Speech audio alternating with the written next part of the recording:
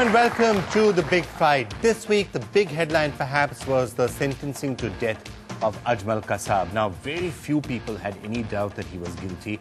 And if there is to be a capital punishment, few people will also doubt that he is one of the people who would richly deserve it. After all, he was filmed killing so many people and obviously reveling in it. And that's pretty much what the court said as well.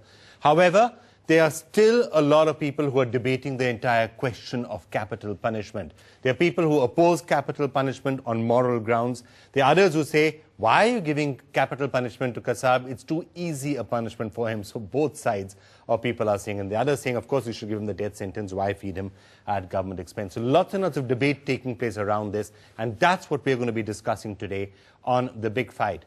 Our guests, and I have to say it's a privilege to have some of these guests all together on a platform at the same time, perhaps for the first time ever. Let me start by welcoming, and it's both a privilege and an honor to have you with us, sir, Mr. P.N. Bhagwati, former Chief Justice of the Supreme Court. He was the person who gave the dissenting note in the Bachchan Singh versus State of Punjab ruling on capital punishment some time back, and one of the people who really started the entire debate, I have to say, on capital punishment in this country. It's great to have you with us on the program.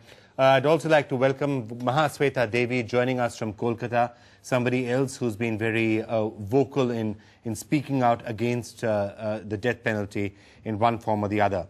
Joining us from Mumbai, perhaps the man of the week, Ujjwal Nikam, Special Public Prosecutor, the person who was successfully able to get that sentence for Ajmal Kasab, and he obviously has a very different view on the entire matter. We're also being joined from Mumbai by Munira Sheikh. Joining us here in the studio, Mr. K.C. Singh, former Secretary External Affairs. You've been very active in looking at counter-terrorism and how it can work, so it'll be great to get your views as well. Somebody who needs very little introduction, Dr. Kiran Bedi, Magsaysay Award winner, former DGP, thinks that terrorists do not and should not be treated with kids' gloves in any way at all. Thanks for being with us. And finally, Kamal Mitra Chenoy, Professor of School of International Studies at the JNU, human rights activist, and doesn't completely agree with the way we are approaching capital punishment in this country. I'd like to thank you all so much for joining us. Ujjwal Nikam, let me just start with you. This question that which you are hearing even now, is the death penalty the right penalty to give? At the end of the day, are you also not taking a life? That's one of the views that Justice Bhagwati and others express. How would you react? Since our law books have retained that penalty, and since it is a maximum sentence to be awarded to such criminals whose atrocities are of rarest of rare nature.